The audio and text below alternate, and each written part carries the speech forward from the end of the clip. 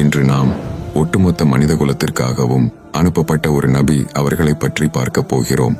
ஆதம் அலைஹிஸ்ஸலாம் அவர்கள் ஒரு தூதர் என்பது நமக்கு தெரியும். மேலும் அவர்களின் மகனும் ஆதம் அலைஹிஸ்ஸலாம் அவர்களின் குடும்பத்தைச் சேர்ந்தவர்களும் தங்களின் சொந்த குடும்பத்தினருக்கு நினைவூட்டுவதற்காக அனுப்பப்பட்டவர்கள். ஆதம் அலைஹிஸ்ஸலாம் அவர்கள் ஒரு தூதராக தங்களின் குழந்தைகள் பிறந்ததும் அவர்கள் வளர்ந்ததும் பாருங்கள், ஷைத்தான் எனக்கு சஜ்தா செய்ய மறுத்த போது இதுதான் நடந்தது என்று அவர்களுக்கு நினைவூட்டத் தொடங்கினார்கள். எனவே கவனமாக இருங்கள்.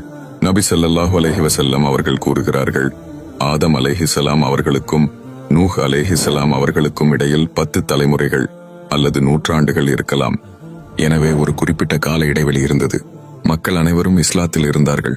அவர்கள் அல்லாஹ் சுப்ஹானஹு தஆலாவுடன் இணை வைக்கவில்லை. இந்த அறிவிப்பின் அர்த்தம் என்ன? ஆதம் அலைஹிஸ்ஸலாம் அவர்களுக்கும் நூஹ் அலைஹிஸ்ஸலாம் அவர்களுக்கும் இடையில் ஷிர்க், அதாவது இணை வைத்தல் இல்லை. ஆனால் 1000 ஆண்டுகளுக்கு பிறகு ஷிர்க் பரவத் தொடங்கியது. எனவே அல்லாஹ் சுப்ஹானஹு தஆலா நூஹ் அலைஹிஸ்ஸலாம் அவர்களை ஷிர்க் செய்பவர்களுக்கு ஒட்டுமொத்த மனித குலத்திற்கும் அனுப்பப்பட்ட முதல் நபியாக அனுப்பினார். சரி, இந்த ஷிர்க் எப்படி வந்தது?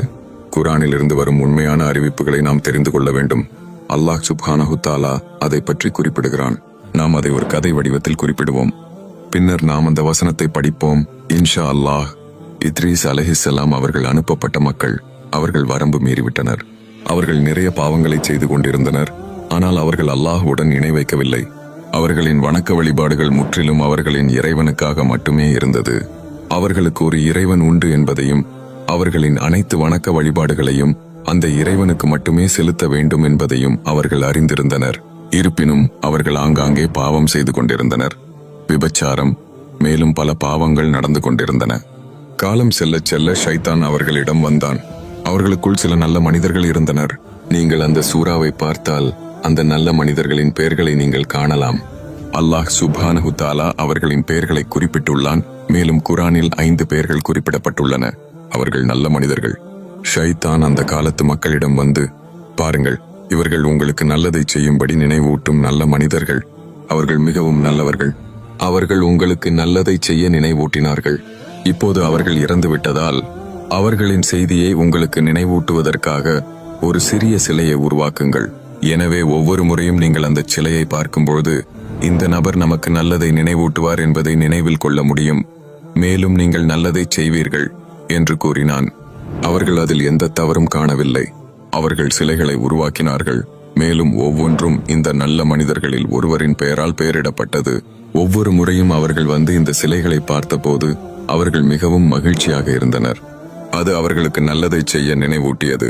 மேலும் அவர்கள் நல்லதை செய்ய தொடங்கினார்கள். என் அன்பான சகோதர சகோதரிகளே, நீங்கள் அனைவரும் ஒரு விஷயத்தை புரிந்து கொள்ள வேண்டும். ஷைத்தான் மிகவும் பொறுமையானவன்.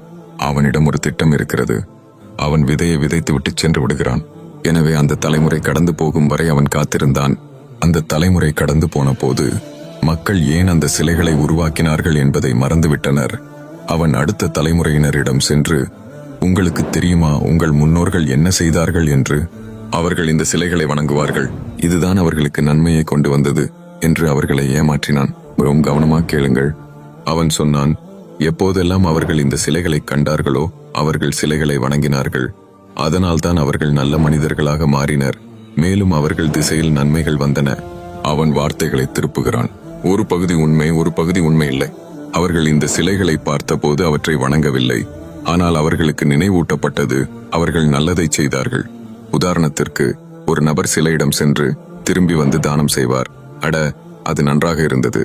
ஒரு நபர் சிலையிடம் சென்று திரும்பி வந்து நன்கு நடந்து கொள்வார். அது நன்றாக இருந்தது. எனவே ஷைத்தான் கூறுகிறான், உங்களுக்கு தெரியவில்லையா?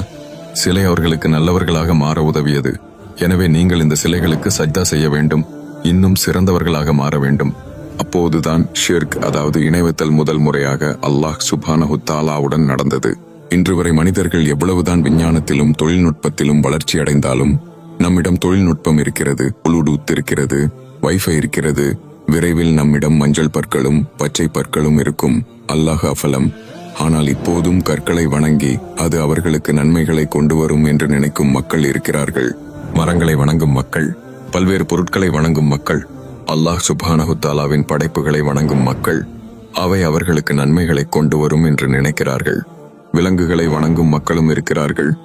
இந்த விலங்குகள் அவர்களுக்கு நன்மைகளை கொண்டு வரும் என்று நினைக்கிறார்கள். அல்லாஹ் சுப்ஹானஹு தஆலா தனக்கு இணை வைப்பதை ஒருபோதும் பொறுத்து கொள்ள மாட்டான். இவ்வளவு வளர்ச்சி அடைந்த மனிதன் தன் போன்ற மற்றொரு மனிதனையும் ஒரு மாட்டையும் வணங்குவது மிகவும் விசித்திரமானது. அதேபோல் மக்கள் ஈசா அலைஹிஸ்ஸலாம் அவர்களையும் இன்னும் சில நல்லவர்களையும் வணங்க ஆரம்பித்தார்கள். நூஹ் அலைஹிஸ்ஸலாம் அவர்களின் காலத்தில் இந்த 5 சிலைகளை தான் மக்கள் வணங்கினார்கள். நூஹ் அலைஹிஸ்ஸலாம் அவர்களை அல்லாஹ் பற்றி பல அத்தியாயங்களில் கூறியுள்ளான். அவருக்கு மிகவும் உயர்ந்த அந்தஸ்து இருக்கிறது. அனைத்து தூதர்களும் ஒரே அந்தஸ்தில் இல்லை. அல்லாஹ் குரானில் அந்த தூதர்களில் சிலரை வேறு சிலரை விட நாம் மேன்மையாக்கி இருக்கிறோம். சூரா ஆல் பக்ரா வசனம் 253 கூறுகிறான். சிலரிடம் நாம் நேரடியாக பேசினோம். எனவே 5 பேர் மிகவும் உயர்ந்தவர்கள். அவர்கள் அல்லாஹ் சுப்ஹானஹு தஆலாவுக்காக மிகவும் பொறுமையுடன் இருந்தார்கள். நபி ஸல்லல்லாஹு அலைஹி வஸல்லம் அவர்கள் அனைத்து படைப்புகளையும் விட உயர்ந்தவர், அனைத்து தூதர்களையும் விட மிகவும் மரியாதைக்குரியவர். பிறகு இப்ராஹிம் அலைஹிஸ்ஸலாம், மூசா அலைஹிஸ்ஸலாம், ஈசா அலைஹிஸ்ஸலாம் மற்றும் நூஹ் அலைஹிஸ்ஸலாம், இந்த 5 பெயர்கள் குரானில் காணப்படுகின்றன. அல்லாஹ் அவர்களை உறுதியானவர்கள் என்று அழைக்கிறான். அல்லாஹ் சுப்ஹானஹு தஆலா நூஹ் அலைஹிஸ்ஸலாம் அவர்களை பற்றி அழகாக கூறுகிறான். எனவே அவர் அவர்களிடம் நேரடியாக, என் சமூகத்தாரே, அல்லாஹ்வை மட்டும் வணங்குங்கள், அவனைத் தவிர உங்களுக்கு வேறு இறைவன் இல்லை. அவர் உங்கள் பாவங்களை மன்னித்து உங்கள் குறிப்பிட்ட நேரம் வரும் வரை உங்களை காப்பாற்றுவார். கடவுள் குறிப்பிட்ட நேரம் வரும்போது அதை தள்ளி போட முடியாது. நீங்கள் புரிந்து கொண்டால் போதும். சூரா நூஹ் வசனங்கள் 1 முதல் 4 வரை. நூஹ் அலைஹிஸ்ஸலாம் அவர்கள் தம் மக்களுக்கு வேதனை வரும் என்று அஞ்சிய போது அந்த சமூகத்தின் தலைவர்கள், செல்வச் சீமான்கள், பெரிய மனிதர்கள், நீங்கள் வழிகட்டவர், நீங்கள் சொல்வதை நாங்கள் கேட்க மாட்டோம் என்று கூறினார்கள். அப்போது நூஹ் அலைஹிஸ்ஸலாம் அவர்கள், என் சமுதாயத்தாரே, நான் வழிகட்டவன் அல்ல, நான் உலகத்தார் இறைவனின் தூதராக இருக்கிறேன். என் இறைவனின் தூதுச் செய்தியை உங்களுக்கு எடுத்துரைக்கிறேன். உங்களுக்கு நான் நல்லுபதேசம் செய்கிறேன். நீங்கள் அறியாதவற்றை அல்லாஹ்விடமிருந்து நான் அறிகிறேன் என்று கூறினார். அவர் சொன்னதை நம்பி ஒரு சிலரே அவரிடம் வந்தனர். நூஹ் அலைஹிஸ்ஸலாம் அவர்கள் பல வருடங்களாக அழைத்த பின்னரும் ஒருவரோ இருவரோ மட்டுமே இஸ்லாமை ஏற்றுக்கொண்டனர்.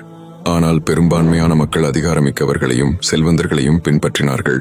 அல்லாஹ் குரானில் கூறுகிறான், அவர்கள், நூஹே, நீர் எங்களைப் போன்ற ஒரு மனிதர் என்பதையும் எங்களில் மோசமானவர்களே உம்மை பின்பற்றுகிறார்கள் என்பதையும் நாங்கள் காண்கிறோம். எங்களுக்கு உம்மீது எந்த சிறப்பும் இருப்பதாக நாங்கள் கருதவில்லை. மாறாக நீங்கள் பொய்யர்கள் என்றே கருதுகிறோம் என்று கூறினார்கள். இதிலிருந்து நாம் என்ன பாடம் கற்றுக்கொள்கிறோம்? ஒருவர் நமக்கு ஒரு நல்ல விஷயத்தை போதித்தால், யார் நீ என்னிடம் இதை கூறுவதற்கு என்று நாம் கேட்கிறோம். ஆனால் அந்த நல்ல அறிவுரை அல்லாஹ்விடமிருந்து நமக்கு வந்திருக்கிறது என்பதை நாம் மறந்து விடுகிறோம். நம்முடைய பிள்ளைகளுக்கு நல்ல முன்மாதிரியாக இருக்க அல்லாஹ் நமக்கு அருள் புரிவானாக. அந்த செல்வந்தர்கள் கூறினார்கள், நூஹை பின்பற்றியவர்கள் அனைவரும் மோசமானவர்கள். அவர்களுக்கு சமூகத்தில் எந்த மதிப்பும் இல்லை. அவர்கள் முட்டாள்கள். நீங்கள் சொன்னதை நம்பி உங்களை சிந்திக்காமல் பின்பற்றிவிட்டார்கள். அந்த காலத்தில் ஏழைகளும் எளியவர்களுமே இஸ்லாமை ஏற்றுக்கொண்டார்கள். ஏனென்றால் அவர்கள் செல்வந்தர்களைப் போல அகந்தையானவர்கள் இல்லை. அபூ சுஃபியான் ரோம பேரரசின் மன்னன் ஹீரக்கிலியஸை சந்தித்து நபி ஸல்லல்லாஹு அலைஹி வஸல்லம் அவர்களை பற்றி கூறும்போது, ஏழைகளும் எளியவர்களுமே அவரை பின்பற்றுகிறார்கள் என்று சொன்னார். அப்போது ஹீரக்லியஸ், அனைத்து நபிமார்களுக்கும் இதுதான் நடந்திருக்கிறது என்று கூறினார். இறை நம்பிக்கையாளராகிய நாம் செல்வத்தை அடைய அல்லாஹ்வுக்கு அடிபணிய வேண்டும். நம்முடைய செல்வமும் இறை நம்பிக்கையும் அல்லாஹ்வை நெருங்க உதவி செய்ய வேண்டும். ஒருவன் பணக்காரனானதும் மாறிவிட்டான் என்று கூறுவார்கள். அது தவறு. பணம் ஒருவனை மாற்றாது. அது அவனிடம் ஏற்கனவே இருந்த குணங்களை வெளியே கொண்டு வரும்.